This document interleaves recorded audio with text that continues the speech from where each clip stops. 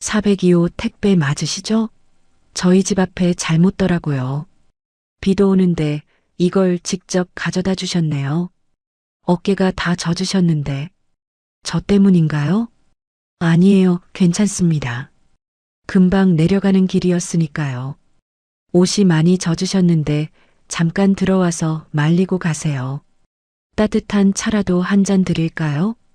차 한 잔의 온기가 그렇게 뜨거울 줄은 몰랐습니다. 멈춰버린 줄만 알았던 제 심장이 다시 뛰기 시작했거든요. 혼자가 편하다고 믿었는데 사실은 누군가의 온기가 간절했던 걸까요?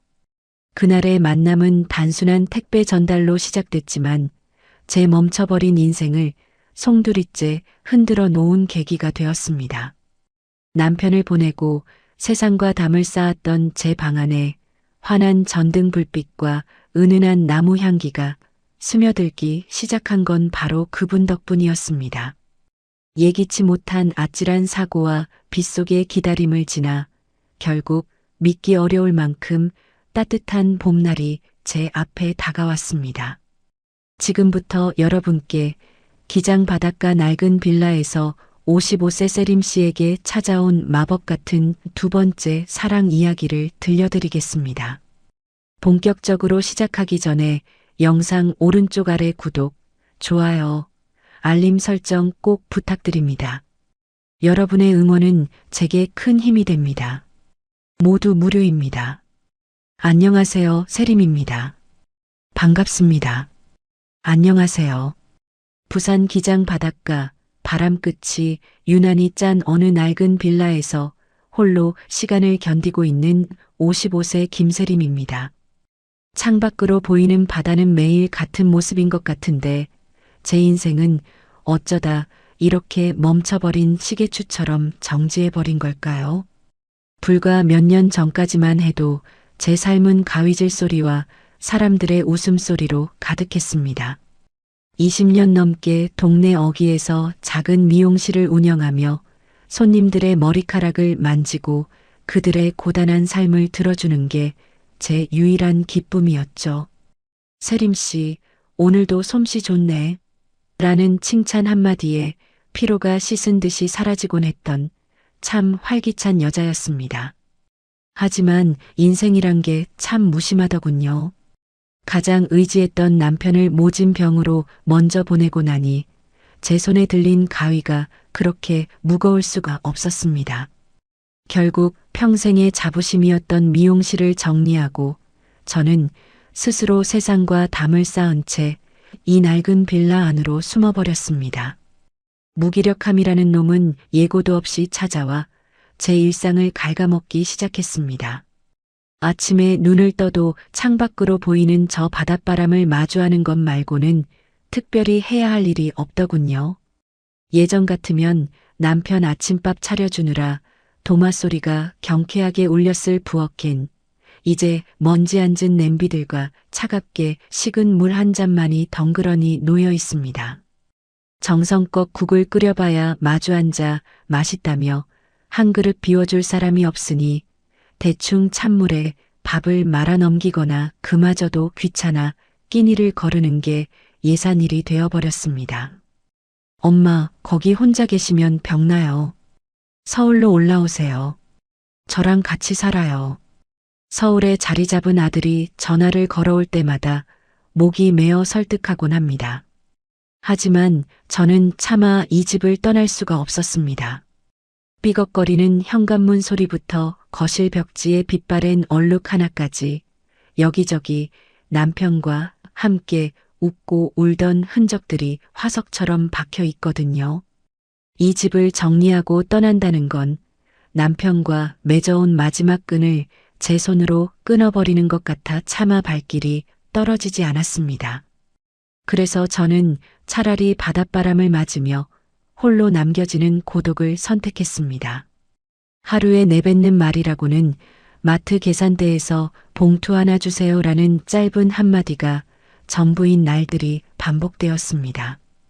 텅 빈 거실에 멍하니 앉아 있으면 벽시계의 초침 소리가 유난히 크게 들리는데 그 소리가 마치 제 남은 인생이 조금씩 깎여나가는 소리처럼 들려 가슴 한구석이 시큰해지곤 했습니다. 누군가를 만나는 것도 새로운 관계를 맺는 것도 이제는 그저 두렵고 버거운 일이 되어버렸죠. 이대로 이 적막함 속에 파묻혀 조용히 잊히는 것이 제 마지막 소원이라 생각하며 살았습니다. 그런데 말입니다. 멈춰버린 줄만 알았던 제 인생의 태엽이 다시 감기기 시작할 줄은 꿈에도 몰랐습니다. 그 적막한 고요를 깨뜨린 건 정말이지 사소한 실수 하나에서 시작된 우연이었거든요. 본격적으로 제 가슴 떨리는 인생의 두 번째 이야기를 들려드리기 전에 영상 오른쪽 아래 구독과 좋아요, 알림 설정 꼭 부탁드립니다. 저처럼 혼자만의 시간을 견디고 계신 분들에게 제 이야기가 작은 위로가 되길 바라는 마음입니다. 서울에 사는 아들 녀석에게서는 일주일에 한두 번꼴로 전화가 와요. 엄마, 거긴 바람도 너무 차고 혼자 계시면 병나요. 서울 제 집으로 올라오세요. 손주 녀석도 할머니 보고 싶다고 난리예요. 아들의 목소리에는 걱정이 뚝뚝 묻어납니다. 자식 키워놓으니 다 소용없다더니 그래도 지 어미 혼자 적막한 바닷가 오래된 빌라에서 늙어가는 게 마음이 쓰이는 모양이에요. 하지만 저는 그 전화를 받을 때마다 괜히 딴청을 피웁니다. 야야, 서울은 공기도 탁하고 사람도 많아서 싫다. 난 여기가 편해. 바다도 보고 공기도 좋고 얼마나 좋으냐. 마음에도 없는 소리를 하며 아들의 제안을 밀어내곤 하죠. 사실 아들이 싫어서가 아니에요. 며느리 눈치가 보여서도 아니고요. 단지 이 집을, 이 낡고 오래된 공간을 정리하는 게 제게는 세상에서 가장 무거운 숙제처럼 느껴지기 때문입니다. 이 집은요, 제 남편과 제가 젊은 시절 고생해서 처음으로 장만한 우리들의 보금자리였어요. 미용실하며 한 푼 두 푼 모은 돈에 남편이 현장에서 땀 흘려 번 돈을 보태서 이 빌라에 들어오던 날 우리 둘이 부둥켜 안고 얼마나 울었는지 모릅니다. 거실 벽지에 묻은 작은 얼룩은 예전에 남편이 못질하다 실수로 낸 자국이고 베란다, 문틀이 삐걱거리는 소리는 비가 오면 늘 남편이 기름칠해주던 그 소리 그대로예요. 아들은 자꾸 집을 팔고 짐을 정리하자고 설득하지만 제 눈에는 이 집의 물건 하나하나가 다 살아있는 남편 같아요. 남편이 즐겨 앉던 낡은 가죽 소파의 꺼진 부분, 베란다에 놓인 남편의 손때 묻은 화분들. 이 짐들을 버리고 집을 떠난다는 건 저 하늘나라로 먼저 간 남편을 다시 한번 이 세상에서 영영 지워버리는 것 같아 차마 용기가 나질 않더라고요. 짐을 싸는 상상만 해도 심장이 덜컥 내려앉고 남편과 또 한 번의 이별을 하는 것 같아 밤잠을 설치곤 합니다. 그래서 저는 결국 홀로 남는 삶을 선택했습니다. 아들의 간곡한 부탁도 서울의 화려한 생활도 저를 움직일 수는 없었어요. 차라리 매일 아침 창밖으로 불어오는 차가운 기장 바닷바람을 맞으며 그 바람 속에 섞여 있을 것만 같은 남편의 흔적을 쫓으며 사는 게 제게는 더 큰 위로가 되거든요. 남들이 보기엔 미련하고 고집스러운 늙은이라고 할지도 모르겠어요. 하지만 저에게 이 집은 단순히 시멘트로 지어진 건물이 아닙니다. 제 20대와 30대 그리고 남편과 함께했던 전 생애가 녹아있는 박물관 같은 곳이죠. 여기서 바다를 바라보고 있으면 가끔은 남편이 밖에서 세리마 나왔어 하고 문을 열고 들어올 것만 같은 착각이 들기도 해요. 그 짧은 착각 하나를 붙잡고 저는 오늘도 이 텅 빈 거실을 지킵니다. 그렇게 아들을 보내고 나면 집안은 다시 지독한 적막에 휩싸입니다. 아들이 다녀간 자리에 남은 온기도 금세 식어버리고 다시 나 혼자뿐인 현실이 파도처럼 밀려오죠. 대화할 상대도 마주 앉아 웃어줄 사람도 없는 이 공간에서 제 하루는 점점 더 단순해지고 더 조용해져만 갔습니다. 그런데 그 적막함이 깊어질수록 제 마음속에는 이상한 그림자가 드리우기 시작했어요. 해야 할 일도 가야 할 곳도 없는 매일매일이 반복되면서 저는 점차 더 깊은 어둠 속으로 가라앉고 있었거든요. 여러분, 아침에 눈을 떴을 때 세상 천지에 나를 찾는 사람 하나 없고 내가 해야 할 일이라곤 단 하나도 없는 그 기분을 아시나요? 예전 미용실을 할 때는 아침 7시만 되면 눈이 번쩍 떠졌어요. 원장님, 나 오늘 중요한 모임 있는데 머리 좀 예쁘게 해줘. 하며 문을 두드리던 단골 손님들, 파마 약 냄새 섞인 공기 속에서 나누던 정겨운 수다들.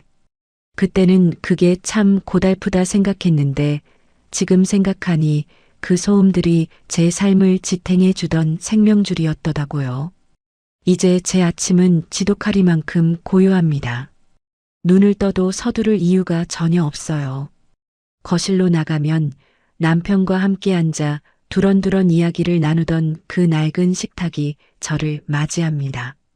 하지만 그 위엔 온기라고는 한 점도 없어요. 예전엔 남편 국그릇에 김이 모락모락 올라오는 걸 보며 간이 어때요? 묻기도 하고 남편이 오늘도 수고해 세리마하며 제 어깨를 툭 쳐주던 그 짧은 찰나가 제 하루의 원동력이었는데 지금은 텅 빈 의자만 마주보며 미지근한 물 한 잔으로 속을 달래는 게 전부입니다. 그렇게 텅 빈 거실에 멍하니 앉아 있다 보면 어느새 정오가 지나고 해가 뉘엿뉘엿 지고 있어요. 하루 종일 제 입에서 나가는 소리라곤 깊은 한숨 소리뿐입니다. 누군가와 말을 섞지 않으니 목소리는 점점 잠기고 제 마음의 문도 덧문까지 꽉 닫아걸게 되더라고요. 가끔 복도에서 이웃들이 날씨 좋네요. 세림씨하고 인사를 건네와도 저는 그저 어색하게 고개만 까닥이고는 도망치듯 집 안으로 들어와 버립니다. 사람들과 섞여 웃고 떠드는 그 활기찬 에너지가 저에게는 마치 맞지 않는 옷처럼 불편하고 낯설게 느껴지기 시작한 거죠. 내가 여기서 뭘 하고 있는 걸까? 거울 속에 비친 제 모습은 예전에 생기 넘치던 미용실 원장이 아니었어요. 눈빛은 흐릿해지고 말수는 사라진 그저 시간이 흘러가기만을 기다리는 그림자 같은 여자일 뿐이었죠. 관계라는 게 참 무서워요. 한번 멀어지기 시작하니 세상 밖으로 발을 내딛는 게 천근만근 무겁게만 느껴지더라고요. 저는 그렇게 스스로를 이 좁은 빌라라는 감옥 속에 가두고 세상과의 모든 선을 끊어버린 채 무채색의 하루하루를 버텨내고 있었습니다.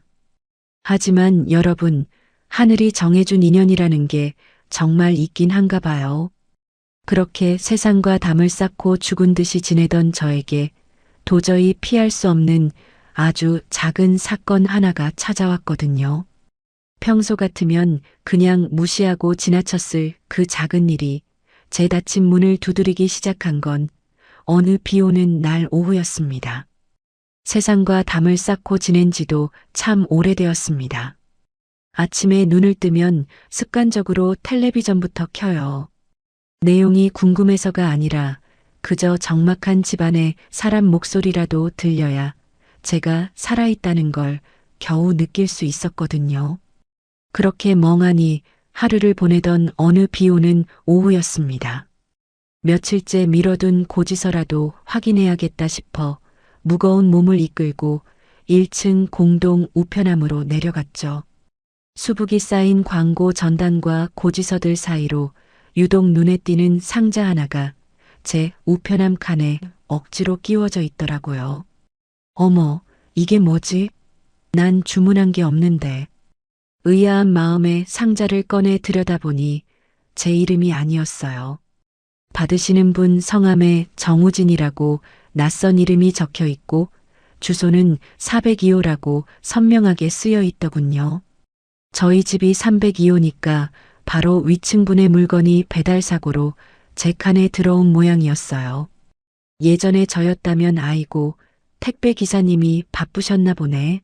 하며 시원시원하게 웃으며 바로 올라갔을 텐데 지금의 저는 그 작은 상자 하나를 들고 한참을 망설였습니다. 누군가와 마주쳐야 한다는 사실이 그 짧은 대화조차 너무나 큰 짐처럼 느껴졌거든요. 그냥 경비실에 맡길까 아니면 우편함 위에 올려두고 도망치듯 올라올까? 수만 가지 생각이 머릿속을 스쳐 지나갔습니다. 하지만 비가 점점 거세지는 걸 보니 밖에 그냥 두었다간 상자가 다 젖어버릴 것 같더라고요. 결국 저는 큰 결심이라도 한 듯 상자를 가슴에 꼭 안고 계단을 오르기 시작했습니다. 한 계단, 한 계단 올라갈 때마다 심장이 왜 그렇게 두근거리는지 402호 문 앞에 서서 배를 누르기 직전까지도 몇 번이나 되돌아가고 싶은 마음뿐이었죠. 심호흡을 크게 하고 조심스럽게 초인종을 눌렀습니다. 계세요? 아래층 사람인데요. 잠시 후 안에서 도어락 풀리는 소리가 들리더니 문이 천천히 열렸습니다. 그곳에는 58세쯤 되어 보이는 아주 차분하고 조용한 인상의 남자가 서 계셨어요. 눈빛이 참 맑으면서도 어딘가 깊은 사연이 있어 보이는 분이었죠. 나중에 알게 된 사실이지만 그분은 나무를 만지는 목공일을 하시는 정우진 씨라는 분이었어요. 거실 안쪽으로 살짝 보이는 나무 향과 은은한 톱밥 가루들이 그분의 삶을 대변해주는 듯 했죠. 이게 저희 집 우편함에 잘못 들어가 있더라고요. 402호 정우진 씨 택배 맞으시죠? 저는 바닥만 보며 떨리는 목소리로 상자를 내밀었습니다. 타인과 눈을 맞추는 게 얼마만인지 모르겠어요. 제 손은 비에 살짝 젖어 있었고 오랜만에 내뱉는 목소리는 갈라져서 어색하기 짝이 없었죠. 그런데 그분 정우진 씨가 상자를 받으며 내뱉은 첫마디가 제 꽁꽁 얼어붙었던 마음구석을 툭 건드리는 게 아니겠어요? 그분은 당황해하는 저를 물끄러미 바라보시더니 상자를 받기도 전에 제 젖은 어깨부터 살피시더라고요. 그 눈빛이 너무 따뜻해서 저는 저도 모르게 고개를 들어 그분의 얼굴을 정면으로 바라보고 말았습니다. 택배 상자를 내미는 제 손이 미세하게 떨리고 있었어요. 비에 젖은 어깨가 차갑게 식어가는 것도 모른 채 그저 이 상황을 빨리 끝내고 도망치듯 제 집으로 내려가고 싶은 마음뿐이었죠. 그런데 상자를 받아든 우진 씨가 문을 활짝 열어주며 낮게 말씀하시더라고요. 어머, 옷이 다 젖으셨네요. 저 때문에 비까지 맞으시고 미안해서 어쩌죠. 저는 괜찮다고 금방 내려가면 된다고 손사래를 쳤어요. 타인의 시선이 닿는 게 누군가의 관심 속에 들어가는 게 너무나 오랜만이라 몸이 먼저 거부 반응을 일으킨 거죠. 하지만 우진 씨는 참 차분하고도 단단한 분이었어요. 제 당황스러운 기색을 눈치채셨는지 전혀 부담스럽지 않은 목소리로 다시 한번 권하시더라고요. 잠깐 들어와서 빗물 좀 닦고 가세요. 따뜻한 차 한 잔 내어드릴게요. 비가 그치려면 시간이 좀 걸릴 것 같네요. 그 자연스러운 이끌림에 저는 저도 모르게 홀린 듯 거실 안으로 발을 들이고 말았습니다. 문이 닫히고 복도의 서늘한 공기가 차단되자마자 제 온몸을 감싸는 건 아주 깊고 진한 나무 향이었어요. 집안 곳곳에 정성스레 깎아 만든 듯한 목공예품들이 놓여 있었고 텔레비전 소리 대신 잔잔한 라디오 소리가 흐르고 있었죠. 남편을 보낸 뒤 제가 잊고 지냈던 사람 사는 집의 냄새와 온기가 그곳에 가득했습니다. 우진 씨는 깨끗한 수건 한 장을 건네주며 주방으로 향하셨어요. 그냥 맹물보다는 생강차가 좋겠지요? 몸을 좀 데워야 감기에 안 걸리실 텐데. 주방에서 달그락거리는 소리가 들려오는데 그 소리가 왜 그렇게 눈물겹게 들리던지요. 누군가 나를 위해 물을 끓이고 내 건강을 걱정하며 차를 준비해주는 이 사소한 일상이 저에게는 마치 전설 속 이야기처럼 멀게만 느껴졌던 일이었거든요. 잠시 후 김이 모락모락 나는 찻잔이 제 앞에 놓였습니다. 조심스럽게 잔을 감싸주니 손바닥을 타고 전해지는 뜨끈한 온기가 얼어붙었던 제 심장까지 녹여주는 것 같았어요. 우진 씨는 마주 앉아 억지로 대화를 이끌어내려 하지 않았습니다. 그저 창밖의 빗소리를 함께 들으며 조용히 차를 마셔주셨죠. 그 침묵이 어색하지 않았어요. 오히려 텅 빈 제 거실에서 느끼던 그 지독한 적막과는 전혀 다른 아주 포근하고 든든한 정적이었답니다. 나무 향이 참 좋네요. 제 입에서 나간 이 짧은 한마디가 얼마 만에 느껴보는 대화였는지 모릅니다. 우진 씨는 부드럽게 웃으며 나무에 얽힌 소소한 이야기들을 들려주셨고, 저는 그분의 차분한 목소리를 들으며 묘한 편안함을 느꼈습니다. 남편을 잃은 뒤 다시는 타인에게 마음의 곁을 내어주지 않을 거라 다짐하며 꽁꽁 싸매왔던 제 마음의 빗장이 아주 미세하게, 정말 아주 미세하게 덜컥거리며 열리기 시작한 순간이었죠. 차를 다 마시고 일어서는 길, 문 밖까지 배웅해 주시는 그분의 뒷모습을 보며 저는 생각했습니다. 내일도 비가 왔으면 좋겠다는 정말 말도 안 되는 철부지 같은 생각을요. 누군가의 온기가 이토록 그리웠다는 걸 저는 그날 우진 씨의 집에서 마신 차 한 잔을 통해 비로소 깨닫게 된 것이죠. 우진 씨의 집에서 따뜻한 차 한 잔을 마시고 내려온 그날 밤, 참 이상하죠? 평소 같으면 파도 소리조차 버겁게 들리던 적막한 방 안이 그날은 왠지 모르게 포근하게 느껴지더라고요. 코끝에 남은 은은한 나무 향 때문이었을까요? 아니면 제 젖은 어깨를 살피던 그분의 사려 깊은 눈빛 때문이었을까요? 남편을 보내고 나서 제 마음속 방마다 굳게 채워두었던 자물쇠들이 아주 조금씩 삐걱거리며 헐거워지는 기분이 들었습니다. 그날 이후로 제 일상에는 아주 작지만 분명한 변화가 생기기 시작했습니다. 예전에는 우편물을 확인하러 내려가거나 쓰레기를 버리러 나갈 때 혹시라도 이웃과 마주칠까봐 모자를 푹 눌러 쓰고 땅만 보고 걸었거든요. 그런데 이제는 현관문을 열 때마다 저도 모르게 아주 잠깐 위층 계단 쪽을 흘끗 바라보게 되더라고요. 혹시 그분을 마주치지 않을까 하는 마음이 제 무채색 같던 하루에 아주 옅은 분홍빛 물감을 떨어뜨린 것 같았죠. 운 좋게 계단에서 우진 씨를 마주치는 날이면 제 심장은 철부지 소녀처럼 쿵쾅거리며 요동을 칩니다. 우진 씨는 늘 변함없는 그 차분한 미소로 먼저 인사를 건네주세요. 안녕하세요, 세림 씨. 오늘도 바닷바람이 차네요. 감기 조심하셔야겠어요.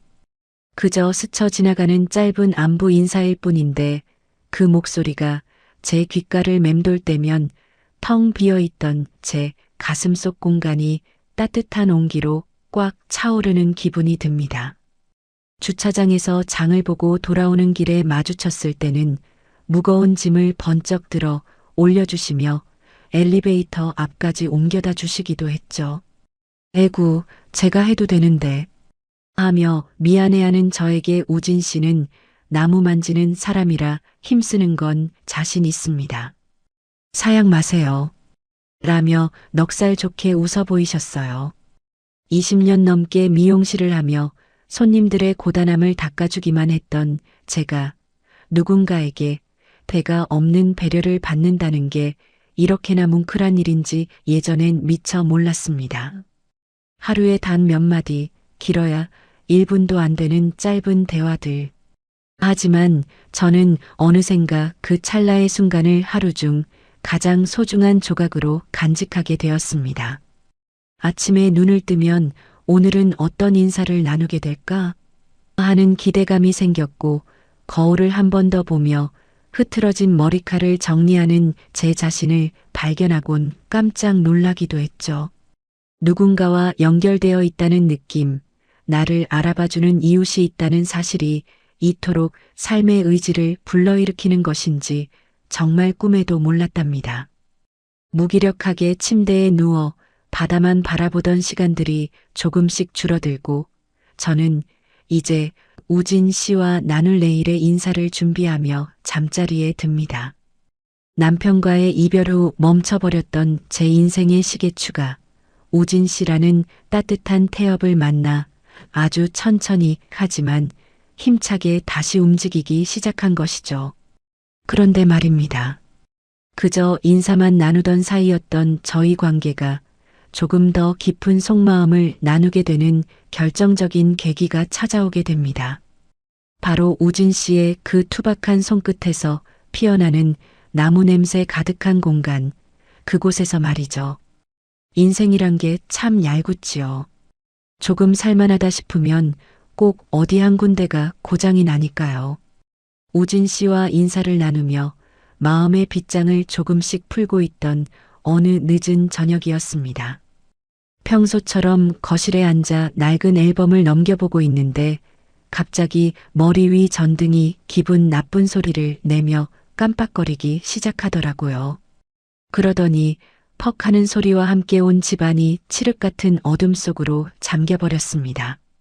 어머 세상에, 이 밤중에 갑자기 왜 이래? 당황한 저는 더듬거리는 손으로 휴대폰 손전등을 켰습니다.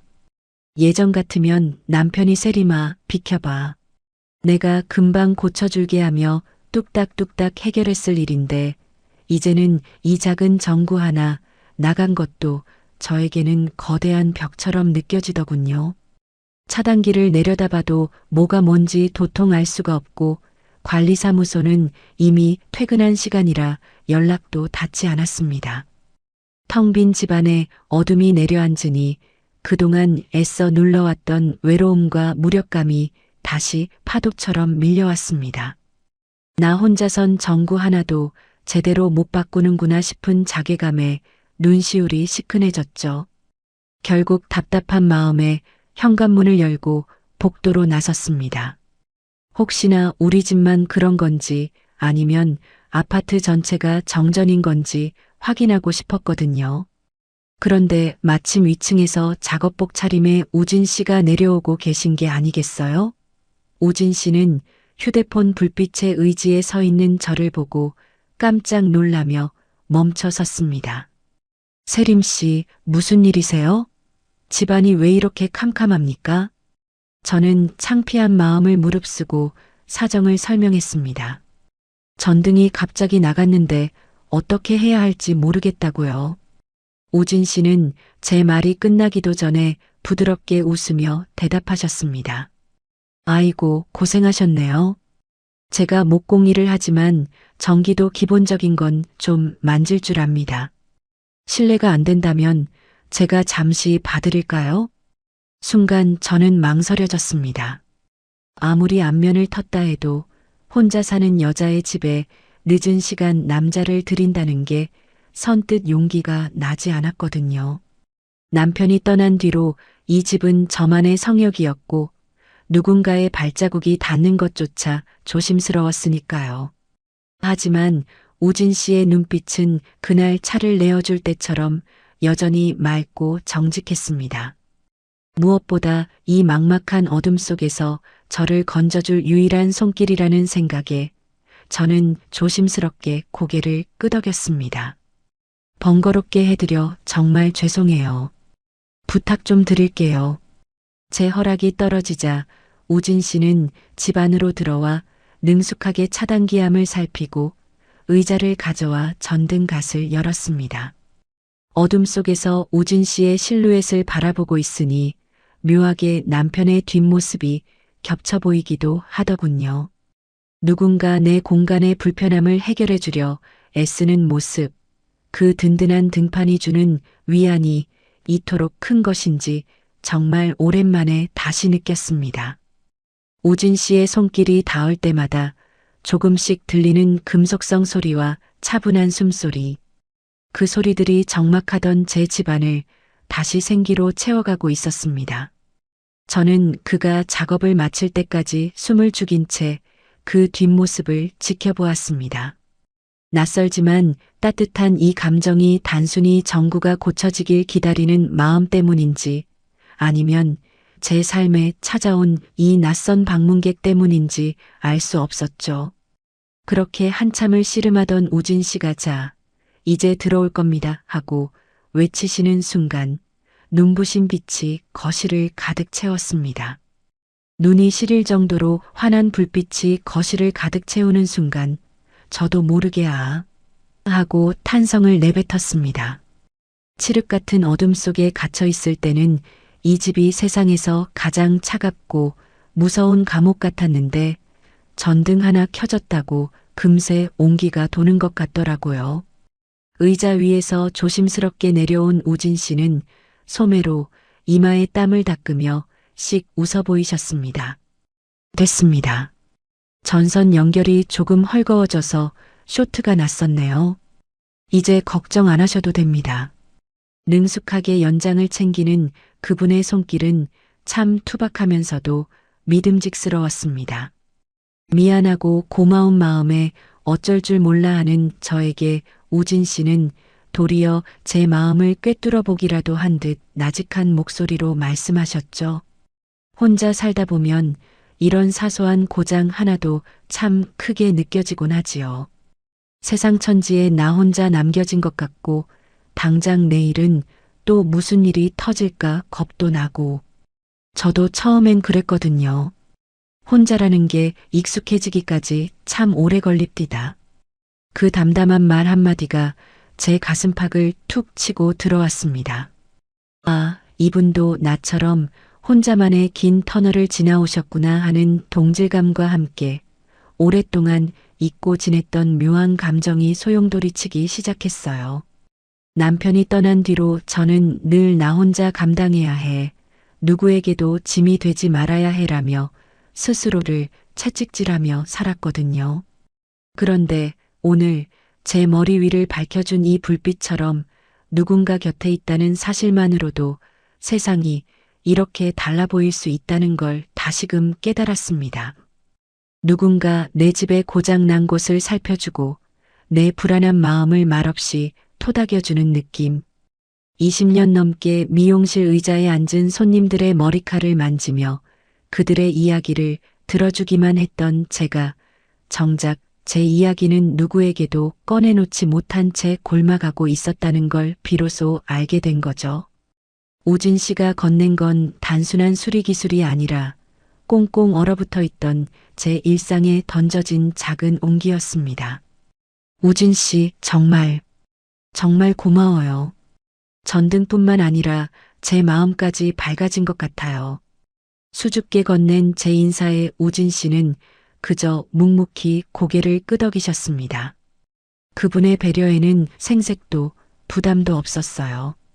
그저 같은 아픔을 겪어본 사람만이 가질 수 있는 깊고 그윽한 이해심이 깔려 있었죠.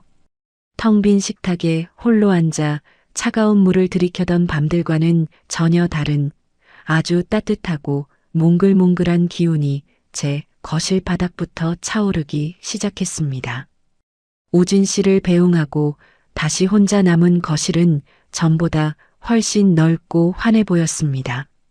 전등빛 아래 비친 남편의 사진 속 웃음도 왠지 전보다 덜 슬퍼 보였고요. 이제는 어둠이 찾아와도 예전처럼 무섭지 않을 것 같다는 근거 없는 자신감마저 생기더라고요. 누군가 위층에 살고 있고 내가 힘들 때 손을 뻗으면 닿을 수 있는 거리에 사람이 있다는 것. 그 당연한 사실이 제게는 기적 같은 위로가 되었습니다. 그런데 그날 밤 잠자리에 들려던 제 머릿속에 문득 한 가지 생각이 스쳤습니다. 우진 씨는 아까 나무 만지는 사람이라고 했었죠. 그분의 집안을 가득 채웠던 그윽한 나무 향기와 거실 한 구석에 놓여있던 미완성 목공예품들이 자꾸만 눈앞에 아른거렸습니다. 9페이지 문득 떠오르는 얼굴, 마음의 파동. 창밖으로 부서지는 햇살이 거실 바닥에 길게 내려앉고 맑고 투명한 피아노 선율이 잔잔하게 흐릅니다. 세림의 목소리는 이전보다 조금 더 생기가 느껴집니다. 전등을 고쳐주고 가신 그날 밤 이후로 제 일상에는 참 이상하고도 낯선 불청객 하나가 찾아왔습니다. 바로 기다림이라는 녀석이에요. 예전에는 해가 뜨면 그저 하루를 어떻게 버텨야 하나 막막하기만 했는데 이제는 눈을 뜨자마자 저도 모르게 위층에서 들려오는 미세한 소리에 귀를 기울이게 되더라고요. 쿵 하고 무거운 나무를 옮기는 소리나 규칙적으로 들려오는 사포질 소리가 들리면 아, 그분이 깨어 계시구나 하고 안도하며 혼자 배시시 웃음이 나기도 합니다. 커피를 마시다가도 창밖의 바다를 보다가도 문득문득 우진 씨의 그 투박한 손길과 낮게 깔리던 목소리가 떠올라요. 혼자 살면 이런 일이 더 크게 느껴지지요라며 제 마음을 어루만져 주던 그 담담한 위로가 제 귓가에 자꾸만 맴돕니다. 단순한 고마움이라고 생각하려 애써봤지만 시간이 갈수록 그 감정은 제 마음 한구석에서 조금씩 더 커다란 덩어리로 자라나고 있었습니다. 누군가를 다시 보고 싶다는 생각, 그 사람과 조금 더 긴 대화를 나누고 싶다는 욕심, 이런 감정들이 20년 넘게 미용실 가위질만 하며 앞만 보고 달려온 저에게, 그리고 남편을 보내고 세상을 등졌던 저에게 다시 찾아올 줄은 정말 꿈에도 몰랐습니다. 거울 앞에 서서 제 얼굴을 찬찬히 들이다보니 어느새 푸석하던 피부에 조금은 화색이 도는 것 같기도 하고 엉망으로 묶었던 머리카락도 괜히 한 번 더 정성스레 빚어 넘기게 되더군요. 나도 참 나이 50 중반의 주책바가지처럼 왜 이럴까? 혼잣말로 스스로를 타박해보지만 올라가는 입꼬리는 감출 수가 없었습니다. 이건 단순히 외로움을 달래줄 누군가가 필요해서가 아니었어요. 메마른 땅에 단비가 내리듯 우진 씨라는 사람이 제 삭막했던 삶에 던져준 그 온기가 너무나 소중해서 그 온기를 조금 더 오래 간직하고 싶다는 아주 간절한 소망이었죠.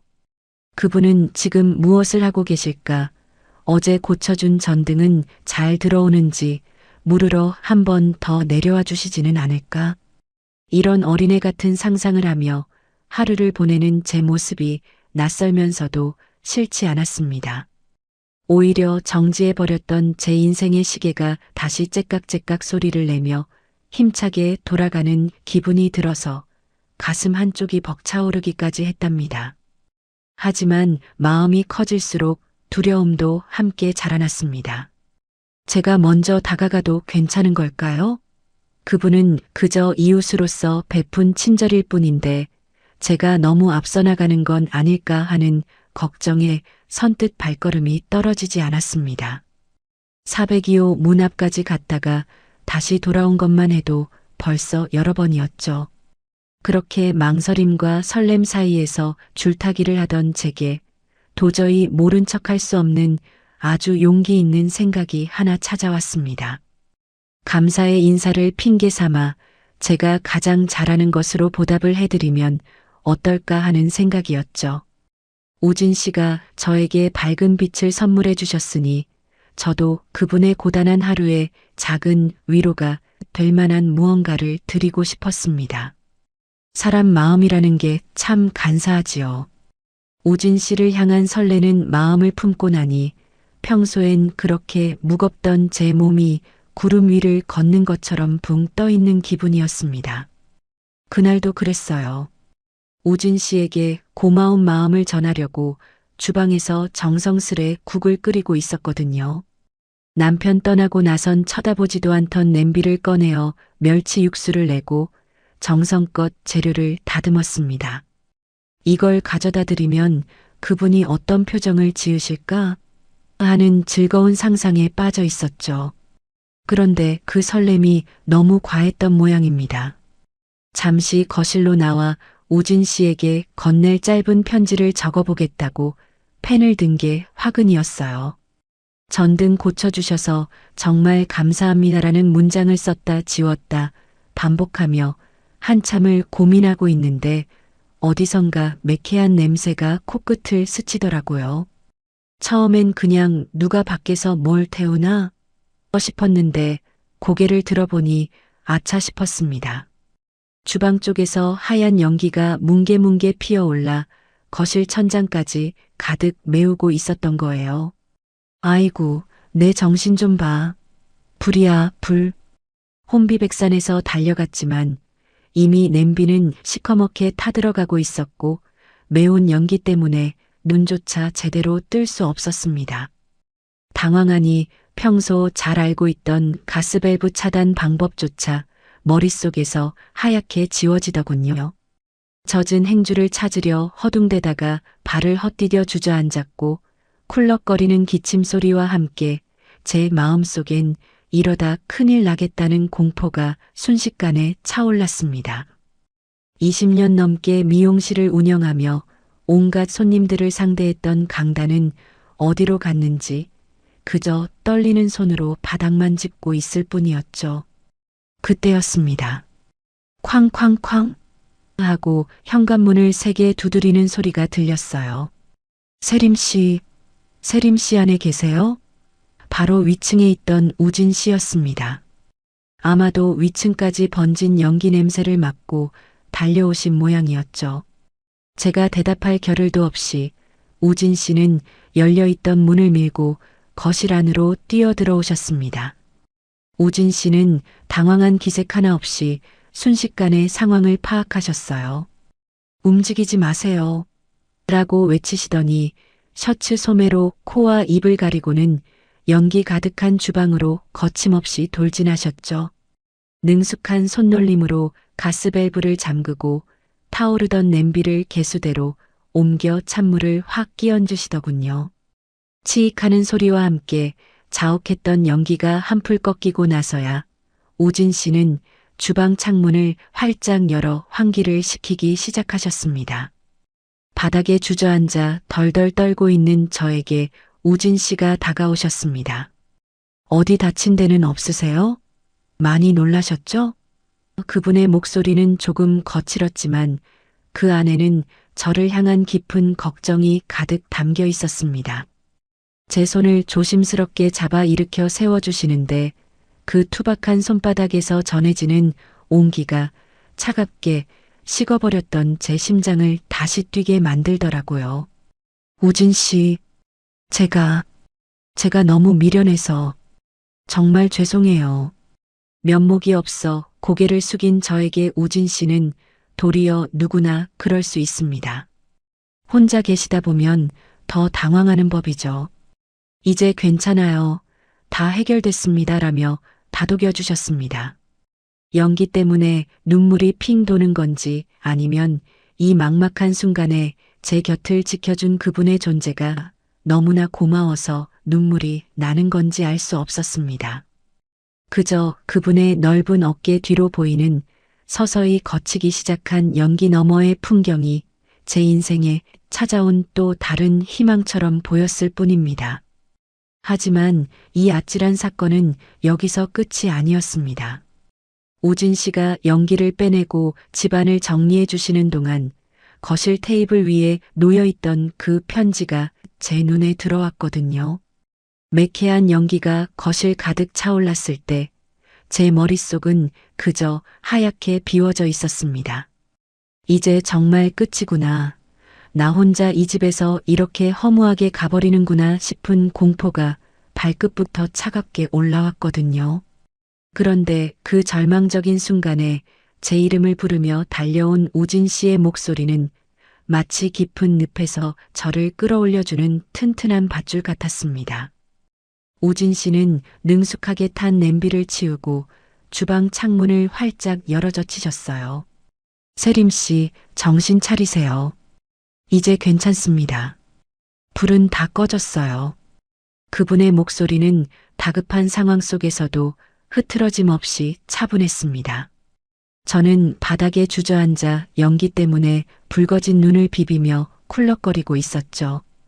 우진 씨는 제 곁으로 다가와 찬물 한 잔을 건네주며 제가 진정될 때까지 묵묵히 등을 토닥여 주셨습니다.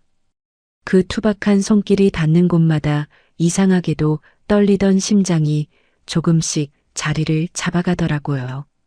혼자 계실 때는 더 각별히 조심하셔야 합니다. 가스레인지 켜두고 깜빡하는 거, 그게 정말 위험하거든요. 다음부턴 타이머라도 꼭 맞춰두세요. 우진 씨는 거실 소파에 저를 앉혀두고는 엉망이 된 주방 바닥을 닦고 그 으름이 묻은 타일들을 정리하기 시작하셨습니다. 제가 직접 하겠다고 몇 번이나 일어서려 했지만 우진 씨는 지금은 좀 쉬셔야 합니다. 이런 건 제가 금방 치워요라며 저를 다시 앉히셨죠. 20년 넘게 미용실 주방에서 손님들 커피 물 끓이고 간식 챙기며 늘 대접하는 사람으로만 살았던 제가 누군가 제 주방을 대신 치워주는 뒷모습을 보고 있으니 묘한 기분이 들었습니다. 단순히 이웃이 도와주는 친절, 그 이상의 감정이 제 가슴 밑바닥에서 뜨겁게 요동치기 시작했습니다. 남편이 떠난 뒤로 저는 늘 지키는 사람이었어요. 아들을 지키고 집을 지키고 제 자존심을 지키느라 정작 저 자신이 누군가에게 보호받고 싶다는 생각은 사치라고만 여겼죠. 그런데 오늘 연기자욱한 이 난장판 속에서 우진 씨의 넓은 등을 보고 있으니 나도 누군가에게 기대어 지켜지는 존재가 되고 싶었구나 하는 진심이 툭 터져 나왔습니다. 우진 씨가 건네는 말 한마디 한마디에는 억지로 꾸며낸 위로가 없었습니다.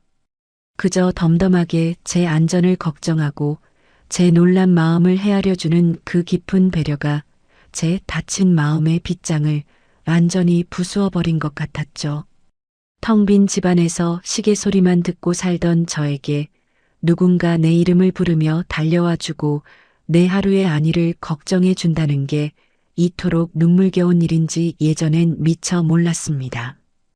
우진 씨, 정말 고마워요. 제가 너무 정신이 없어서 제대로 인사도 못 드렸네요. 간신히 진정된 목소리로 인사를 건네자 우진 씨는 정리하던 손길을 멈추고 저를 향해 싱긋 웃어 보이셨습니다. 그 미소 하나에 거실을 가득 채웠던 탄 냄새도 제 마음을 짓누르던 불안함도 한순간에 씻겨 나가는 기분이었죠. 이분 곁에 있으면 왠지 모를 안도감이 느껴져요.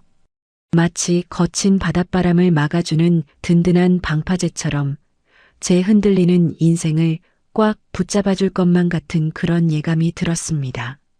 하지만 여러분, 이 소동이 가져온 뜻밖의 결말이 하나 더 있었습니다. 우진 씨가 주방 정리를 마치고 돌아가려던 찰나 제 시선이 거실 테이블 위에 덩그러니 놓인 그 미완성 편지에 머물렀거든요. 연기 소동 때문에 미처 치우지 못한 제 서툰 마음의 기록 말이죠. 그 소동이 있었던 밤 우진 씨가 돌아가고 난 뒤에도 저는 한참 동안 거실 소파에 앉아 있었습니다. 탄 냄새를 빼내려 열어둔 창문 사이로 기장 바다에 짠 바람이 밀려 들어왔지만 이상하게도 예전처럼 몸이 떨리거나 마음이 시리지는 않더라고요. 오히려 우진 씨가 머물다간 그 자리에 남은 은은한 나무 향기와 따뜻한 잔상이 제 거실의 차가운 공기를 천천히 데워주는 기분이었습니다. 인생이란 게 참 묘해요. 그토록 무섭고 막막하던 이 집이 전등 하나 고쳐주고 연기 가득한 주방을 정리해준 사람 하나 생겼다고 이렇게 다르게 느껴질 수 있다니요. 예전에는 밤늦게 이상한 소리만 나도 가슴이 철렁 내려앉으며 나 혼자 어쩌나 하는 공포에 질리곤 했거든요. 그런데 이제는 무슨 일이 생기면 저도 모르게 위층을 먼저 떠올리게 됩니다. 나에게는 우진 씨가 있지, 손을 뻗으면 닿을 거리에 그분이 계셔. 이 믿음 하나가 제 삶의 밑바닥을 얼마나 단단하게 지탱해 주는지 모릅니다. 이제 제 일상은 서서히 아주 기분 좋게 변하기 시작했습니다. 아침에 눈을 뜨면 가장 먼저 하는 일이 텔레비전을 켜는 게 아니라 베란다 창문을 열고 위층에서 들려오는 소리에 귀를 기울이는 거예요. 드르륵 하고 나무를 깎는 기계 소리가 들리면 아, 오늘도 그분은 활기차게 하루를 시작하시는구나 하며 저도 덩달아 기운을 냅니다. 무기력하게 물 한 잔으로 때우던 아침 식사도 이제는 제법 정성스레 챙겨 먹게 되었고요. 언젠가 그분께 맛있는 식사 한 끼 대접하고 싶은 마음에 요리책을 뒤적이며 새로운 메뉴를 고민하는 시간도 생겼답니다. 엄마, 요즘 목소리가 부쩍 좋아지셨네요? 무슨 좋은 일이라도 있으세요? 서울에 있는 아들에게서 걸려온 전화에도 예전처럼 짜증 섞인 목소리로 난 괜찮다고 끊지 않게 되더라고요. 응, 여기 위층에 참 좋은 분이 사셔. 덕분에 엄마 마음이 많이 편해졌단다. 라고 솔직하게 털어놓는 제 모습에 아들도 안심하는 눈치였습니다. 타인과의 관계를 끊고 고립을 자처했던 제가 이제는 누군가와 연결되어 있다는 이 충만한 느낌을 즐기게 된 거죠. 우진 씨는 제게 단순한 이웃, 그 이상의 존재가 되었습니다. 위급한 순간 가장 먼저 떠오르는 구원자이자 텅 빈 제 집안의 온기를 채워주는 난로 같은 존재랄까요? 그분이 제 곁에 있다는 사실만으로도 20년 넘게 미용실을 하며 치열하게 살다 지쳐버린 제 영혼이 비로소 안식처를 찾은 것만 같았습니다. 이제는 바닷바람이 불어와도 창문을 굳게 닫지 않아요. 그 바람 속에 섞여 있을지도 모를 우진 씨의 나무 향기를 조금이라도 더 느끼고 싶으니까요. 그렇게 저는 조금씩 아주 천천히 세상 밖으로 다시 걸어나갈 준비를 하고 있었습니다. 혼자라는 지독한 외로움에 익숙해지는 대신 누군가와 함께한다는 그 벅찬 설렘에 익숙해지기로 마음먹은 거죠. 하지만 여러분, 제 삶에 찾아온 이 작은 기적이 여기서 멈출 리 없겠죠? 어느 날 오후 우진 씨가 작업실에서 저를 조심스럽게 부르시더라고요. 세림 씨, 잠시 위로 좀 올라와 보실래요? 보여드릴 게 있는데. 기장의 날씨는 참 종잡을 수가 없어요. 분명 아침엔 해가 쨍쨍해서 가벼운 마음으로 시장 바구니를 들고 나섰거든요. 우진 씨에게 대접할 신선한 나물이며 생선 몇 마리를 사서 돌아오는 길이었는데 갑자기 하늘이 낮게 내려앉더니 양동이로 들이붓는 듯한 자대비가 쏟아지기 시작하더라고요. 에구, 이를 어째? 소리가 절로 나왔습니다. 장바구니는 무겁고 신발은 이미 빗물에 젖어 질척거리는데 근처엔 비를 피할 마땅한 처마조차 보이지 않았습니다. 길가에 멈춰서서 비를 피해보려 애썼지만 쏟아지는 빗줄기는 제 어깨를 사정없이 때렸습니다. 20년 넘게 미용실을 하며 늘 손님들 머리카락 젖지 않게 수건부터 챙겨주던 제가 정작 제 몸 하나 건사하지 못하고 길 위에서 쩔쩔매고 있는 꼴이라니. 나이 먹고 이게 무슨 망신일까 싶은 생각에 처량한 마음마저 들었습니다. 빗물인지 눈물인지 모를 것이 뺨을 타고 흘러내리던 그때였어요. 빵 마이너스 빵 마이너스. 비구름 때문에 침침해진 도로 너머로 익숙한 차량 한 대가 제 앞에 부드럽게 멈춰 섰습니다. 차 창문이 스르르 내려가더니 그 너머로 걱정 가득한 눈을 한 우진 씨의 얼굴이 보였어요. 세림 씨, 얼른 타세요. 감기 걸리겠어요. 우진 씨의 다급한 목소리에 저는 얼떨결에 뒷좌석에 장바구니를 싣고 조수석에 올라탔습니다.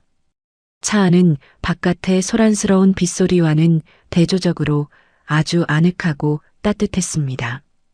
에어컨 대신 은은하게 틀어놓은 히터 바람이 제 젖은 몸을 감싸 안는데 그제야 긴장이 풀리며 온몸에 힘이 쭉 빠지더라고요. 우진 씨는 말없이 뒷좌석에서 깨끗한 수건을 꺼내 제 무릎 위에 올려주셨습니다. 저는 너무 미안하고 고마워서 고개도 제대로 못 들고 우진 씨, 여기까지 어쩐 일이세요? 이 빗속에 하고 조심스럽게 물었죠. 아침에 일기예보를 보니까 오후에 갑자기 비 소식이 있더라고요. 아까 세림씨 시장 가시는 뒷모습을 본 게 기억나서 혹시나 비 맞고 계실까봐 근처를 좀 돌고 있었습니다. 다행히 금방 찾았네요. 우진 씨는 앞만 보고 덤덤하게 말씀하셨지만 저는 그 말 한마디에 심장이 멎는 것만 같았습니다. 비 예보를 보고 혹시나 싶어 저를 찾아 근처를 돌고 있었다니요.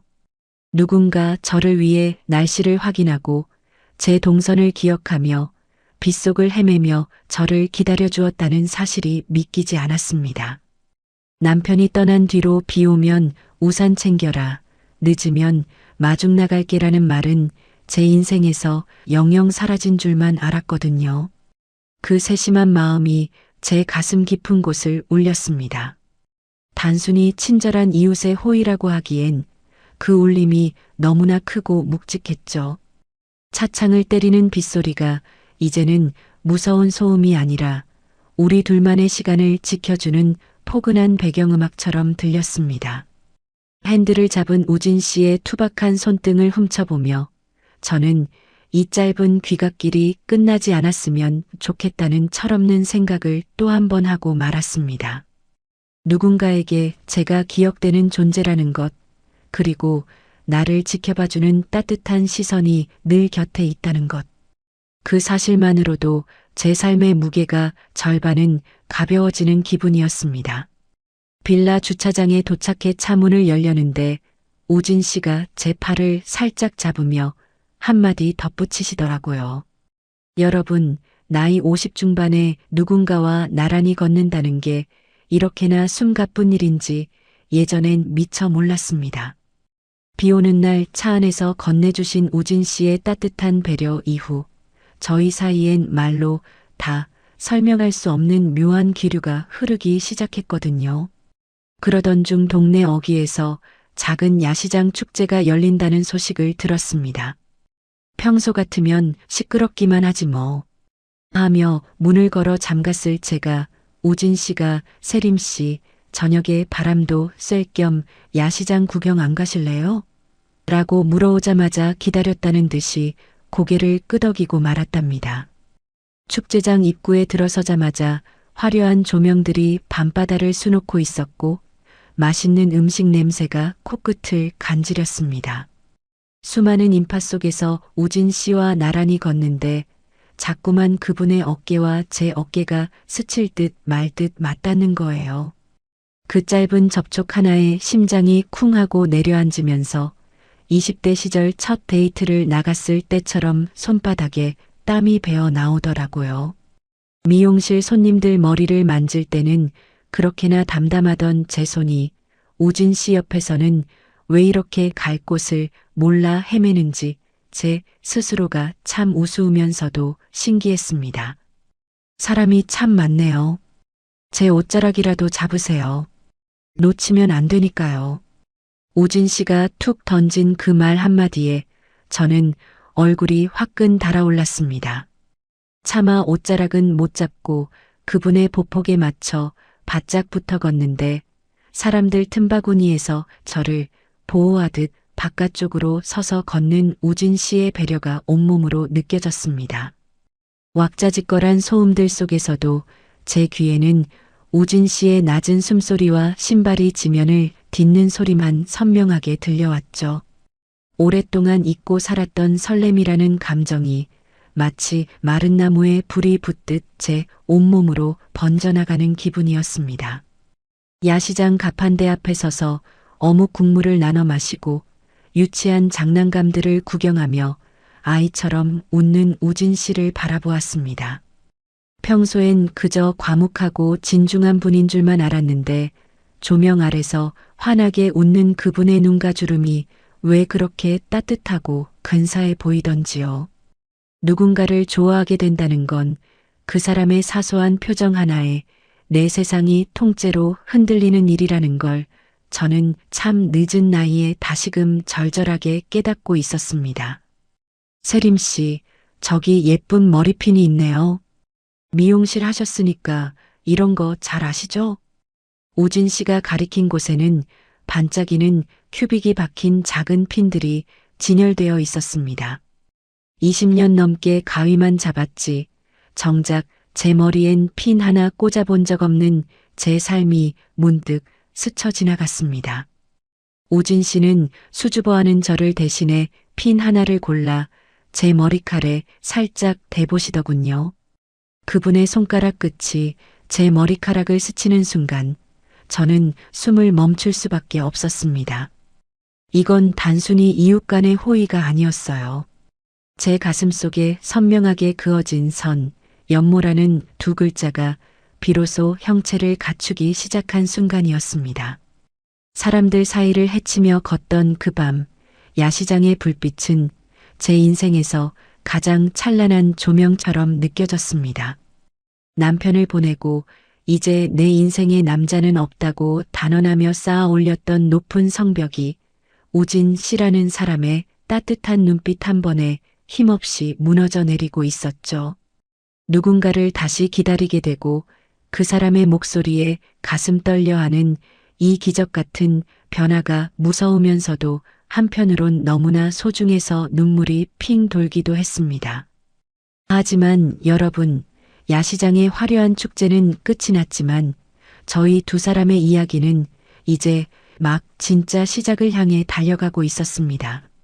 집으로 돌아오는 길, 정적만이 감도는 밤거리에서 우진 씨가 갑자기 걸음을 멈추고 저를 정면으로 바라보셨거든요. 야시장의 화려한 불빛을 뒤로하고 우진 씨와 나란히 걷는 집으로 돌아오는 길, 밤 공기는 차가웠지만 제 가슴속은 마치 뜨거운 난로를 품은 듯 훈훈했습니다. 402호와 302호, 계단 몇 개만 오르면 각자의 문 뒤로 사라져야 하는 이 짧은 거리 위에서 저는 문득 멈춰 섰습니다. 그리고는 제 그림자 옆에 가지런히 놓인 우진 씨의 그림자를 가만히 내려다보았죠.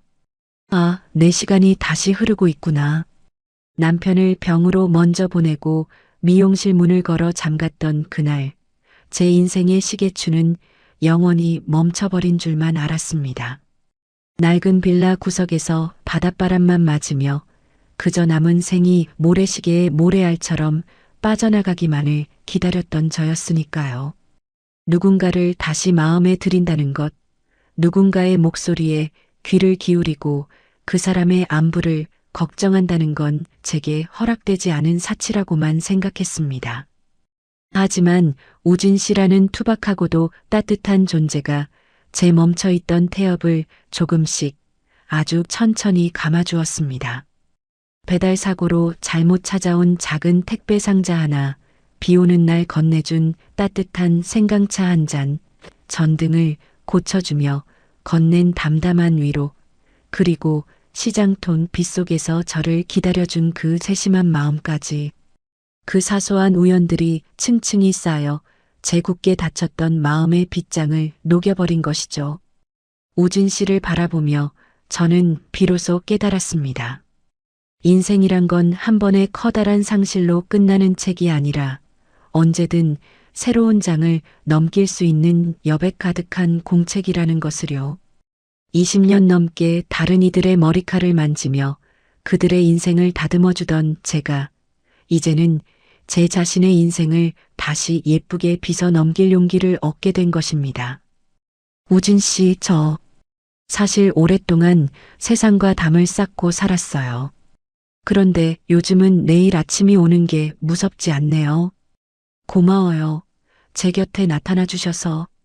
수줍게 건넨 제 고백에 우진 씨는 말없이 제 손을 가만히 맞잡아 주셨습니다. 그분의 손바닥에서 전해지는 단단한 온기는 이제 혼자가 아니니 걱정 말라는 100마디 말보다 더 깊은 울림으로 다가왔습니다. 이제 저는 더 이상 바닷바람을 맞으며 홀로 남겨지는 삶을 두려워하지 않습니다. 오히려 그 바람을 타고 찾아올 우진 씨와의 소소한 일상들, 함께 마실 차 한 잔과 나눌 저녁 식사를 꿈꾸며 설레는 마음으로 내일을 기다립니다. 인생의 황혼 문턱에서 다시 찾아온 이 떨림이 누군가에겐 낯설게 보일지 모르겠습니다. 하지만 우연한 만남이 작은 배려를 만나고 그 배려가 진심 어린 마음으로 이어질 때 우리 인생에는 언제든 두 번째 봄이 찾아올 수 있다는 걸 저는 이제 믿습니다. 저처럼 마음의 문을 닫고 혼자만의 겨울을 견디고 계신 분들이 있다면 제 이야기가 아주 작은 햇살 한 줌이 되었으면 좋겠습니다. 여러분, 기장 바닷가 세림 씨의 긴 이야기가 드디어 마침표를 찍게 되었네요. 멈췄던 시간이 다시 흐르기 시작한 제 인생의 두 번째 사랑 이야기. 어떻게 들으셨나요? 제 이야기가 여러분의 가슴에 작은 온기를 남겼다면 영상 오른쪽 아래의 구독과 좋아요, 그리고 알림 설정까지 꼭 부탁드립니다. 여러분의 따뜻한 관심이 제가 다음 이야기를 써내려가는데 정말 큰 힘이 된답니다.